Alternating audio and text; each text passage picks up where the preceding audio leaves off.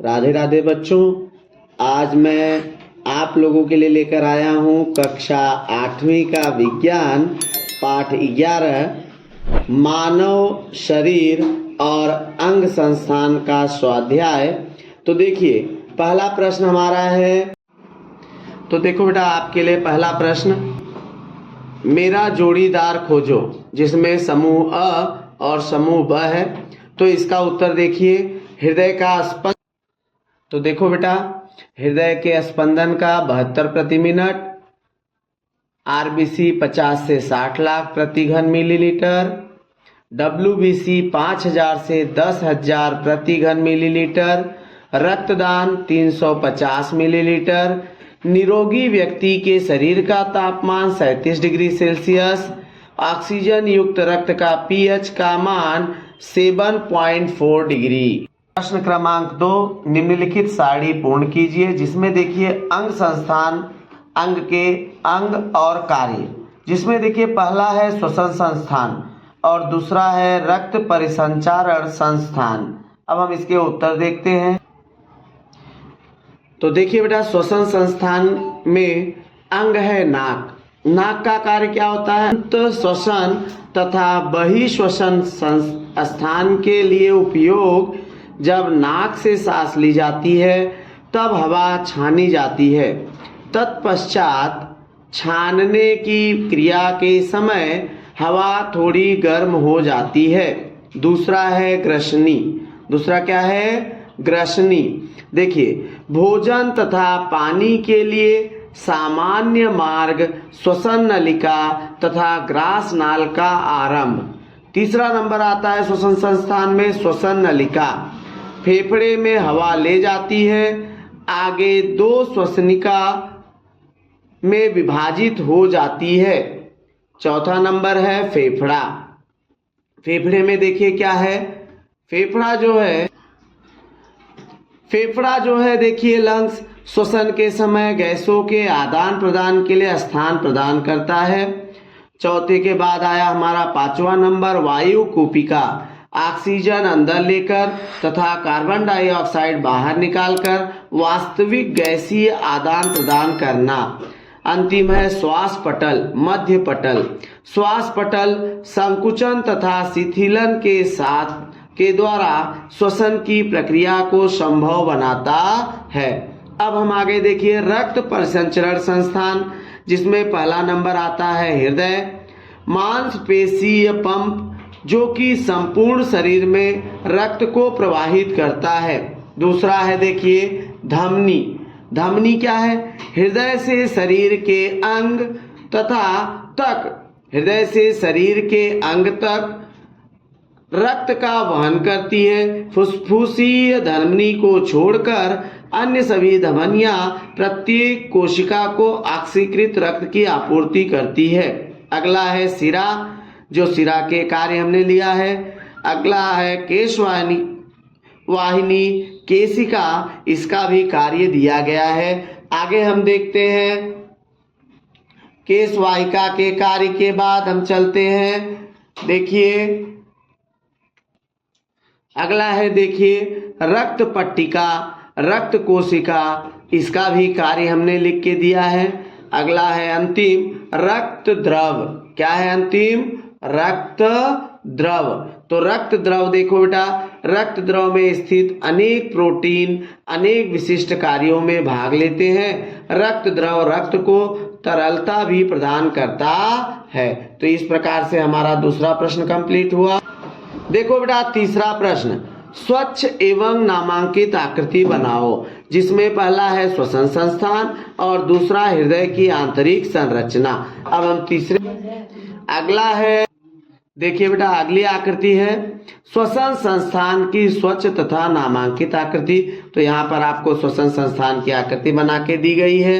अगला हृदय की आंतरिक संरचना की स्वच्छ तथा नामांकित आकृति आपको बना के दी गई है। अब हम चौथा प्रश्न देखिए बेटा, सकारण स्पष्ट करो, जिसमें पहला है मनुष्य में रक्त लाल रंग का होता है। इसका उत्तर देखिए बेटा, मनुष्य के रंग रक्त का रंग लाल होता है। हीमोग्लोबिन के कारण मनुष्य के रक्त का रंग लाल होता है। हीमोग्लोबिन लौह युक्त जटिल प्रोटीन है। यह लाल रक्त कणिकाओं पर पाया जाता है, इसलिए मनुष्य के रक्त का रंग लाल होता है। दूसरा प्रश्न देखिए है, श्वास पटल के ऊपर नीचे होने की क्रिया एक के बाद एक होती रहती है। दूसरा प्रश्न का उत्तर देखिए, इसका उत्तर है बेटा, श्वास पटल अथवा मध्य पटल के संकुचन तथा शिथिलन के कारण ही सांस लेना संभव हो पाता है। पसलियों की मांसपेशियां भी सांस लेने में सहायता करती हैं। जब पसलियां ऊपर उठती हैं तब ठीक उसी समय श्वास पटल नीचे हो जाता है। ये दोनों क्रियाएं एक साथ होने से फेफड़ों पर दाब कम हो जाता है। इससे निश्वास के समय बाहर की हवा नाक द्वारा फेफड़ों में आती जाती है। इसके ठीक विपरीत जब पसलियां अपने मूल अवस्था में लौट आती हैं तब श्वास पटल पुनः ऊपर उठता है, तब फेफड़ों पर दाब पड़ता है। इससे उच्छ्वास के रूप में शरीर से नाक के द्वारा हवा बाहर ढकेली जाती है। यह सभी प्रक्रियाएं श्वास पटल अथवा मध्य पटल के ऊपर नीचे होने की क्रिया के कारण ही संभव हो पाता है। इसलिए श्वास पटल के ऊपर नीचे होने की क्रिया एक के बाद एक होती रहती है। देखिए अगला प्रश्न है, रक्तदान को सर्वश्रेष्ठ दान संबोधित किया जाता है। रक्तदान, देखिए रक्तदान को सर्वश्रेष्ठ दान माना जाता है, संबोधित किया जाता है। किसी भी कृत्रिम रासायनिक प्रक्रिया द्वारा रक्त का उत्पादन नहीं किया जा सकता। एक स्वस्थ निरोगी रक्तदाता के रक्तदान के द्वारा ही रक्त प्राप्त किया जा सकता है। आपातकालीन स्थिति में रक्त की आवश्यकता होती है। किसी भी रोगी अथवा जरूरतमंद पीड़ित व्यक्ति को उचित समय पर रक्त आधार करने से उस रोगी अथवा पीड़ित व्यक्ति के प्राण बचाए जा सकते हैं। चूंकि ऐसे रक्तदान से किसी भी व्यक्ति का बहुमूल्य जीवन बचाया जा सकता है, इसलिए रक्तदान को सर्वश्रेष्ठ दान माना जाता है। अगला प्रश्न देखिए बेटा, ओ रक्त समूह वाले व्यक्ति को सार्वभौम दाता कहते हैं। ओ रक्त समूह वाले व्यक्ति के लाल रक्त कणिकाओं पर किसी भी प्रकार का प्रतिजन नहीं पाया जाता है, अतः ओ रक्त समूह वाला रक्त ग्राहक के शरीर में रक्त जमने अथवा स्कंदन की अभिक्रिया उत्पन्न नहीं करता। इस प्रकार ओ रक्त समूह वाले व्यक्ति किसी भी अन्य रक्त समूह वाले व्यक्ति को रक्तदान कर सकते हैं। इसलिए ओ रक्त वाले समूह वाले व्यक्ति को सार्वभौम दाता कहा जाता है। अगला प्रश्न देखिए, पांचवा प्रश्न हमारा है, भोजन में नमक की मात्रा कम होनी चाहिए।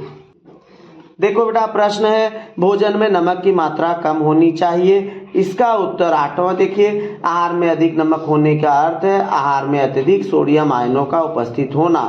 आहार में उपस्थित इन अतिरिक्त सोडियम आयनों के कारण रक्तदान बढ़ जाता है। रक्त में बढ़। देखो बेटा प्रश्न नंबर 5, नीचे दिए गए प्रश्नों के उत्तर तुम्हारे शब्दों में लिखो।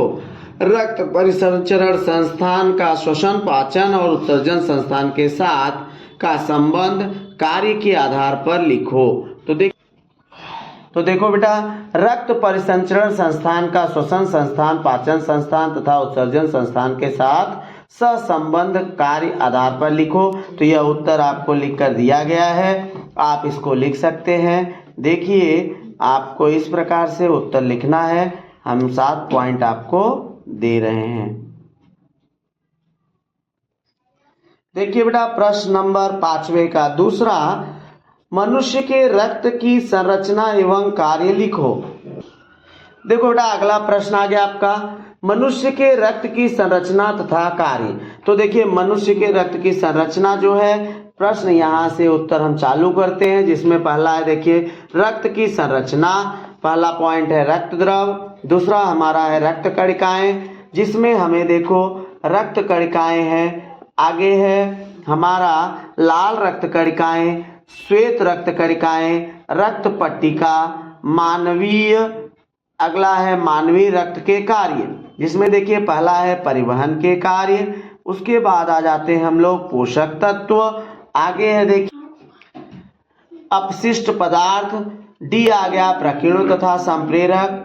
अगला हमारा आ गया देखिए संरक्षण, तीसरा पॉइंट है तापमान नियमन, चौथा देखिए रक्त है, अगला है हमारा रक्त से, पांचवा छठवां रक्त कणिकाओं का कार्य, जिसमें पहला देखिए लाल रक्त कणिकाएं, दूसरा श्वेत रक्त कणिकाएं और तीसरा रक्त पट्टिका। इस प्रकार से हमारा उत्तर यहाँ तक कंप्लीट हो जाता है प्रश्न नंबर। अब हम आ गए पांचवे के तीसरे प्रश्न में, रक्तदान का महत्व एवं आवश्यकता स्पष्ट करो। अब इस प्रश्न का देखिए बेटा, रक्तदान का महत्व तथा आवश्यकता स्पष्ट करो, तो ये प्रश्न का उत्तर हमें यहाँ दिया गया है। इस देखो बेटा आगे उसका आपको दिया है वहां से लेके यहाँ तक। अब हम चलते हैं अपने प्रश्न क्रमांक छठवें की तरफ। छठवां प्रश्न देखो, उत्तर स्पष्ट करो, जिसमें पहला है धमनियां और सिराएं, दूसरा है बाह्य श्वसन और आंतरिक श्वसन। हम इसका अंतर स्पष्ट आपके सामने सिरा, जिसमें आपको देखिए इस प्रकार से दिया है धमनी और सिराएं, जिसमें सिराओं का और धमनियों का अंतर स्पष्टीकरण हमने आपको करके दे दिया है। आगे है देखिए दूसरा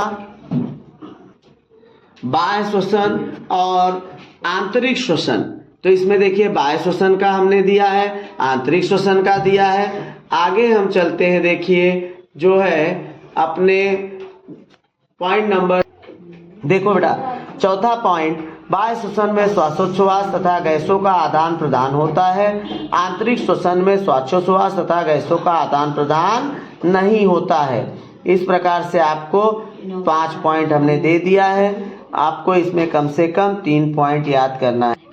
सातवां प्रश्न देखो बेटा, रक्तदान करने वाले व्यक्ति के संबंध में निरोगी होने के लिए कौन से मापदंड ध्यान में रखोगे। सातवें प्रश्न का उत्तर देखिए।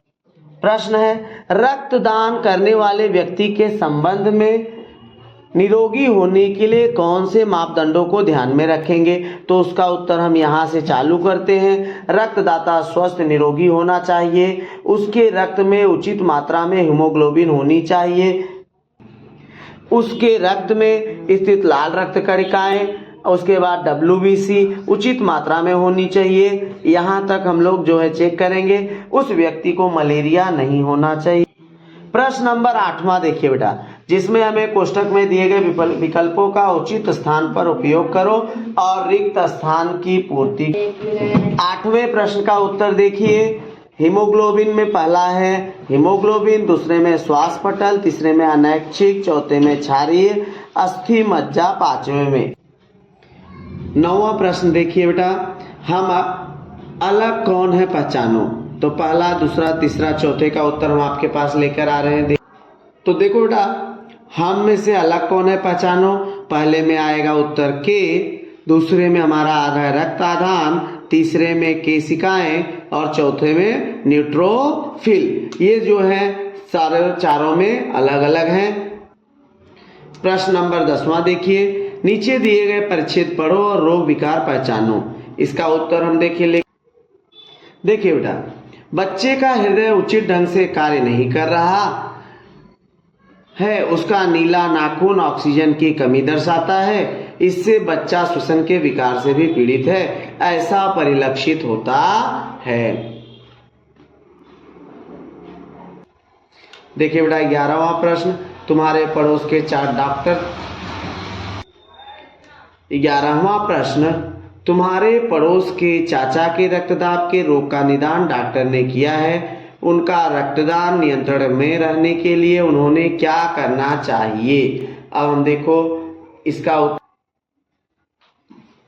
देखो बेटा, डॉक्टर ने तुम्हारे पड़ोस में रहने वाले चाचा के उच्च रक्तदाब के रोग का निदान किया है, उन्हें बच्चा, देखिए इसमें उच्च रक्तदाब है, प्रश्न है आगे है, देखिए इस प्रकार से इसका उत्तर हमने आपके पास पहुंचा दिया है। तो इसका उत्तर हमारा जो है यहाँ से यहाँ तक है, तो आपको ये उत्तर लिखना है। तो बेटा हमने आपके लिए देखिए स्वाध्याय जो है 11वें पार्ट के सारे प्रश्नों का उत्तर हमने इस वीडियो में डाला है। तो जहाँ कहीं भी कुछ कंफ्यूजन हो आप कमेंट बॉक्स में जरूर करें, और इस वीडियो को अधिक से अधिक लाइक करें, शेयर करें और सब्सक्राइब करें।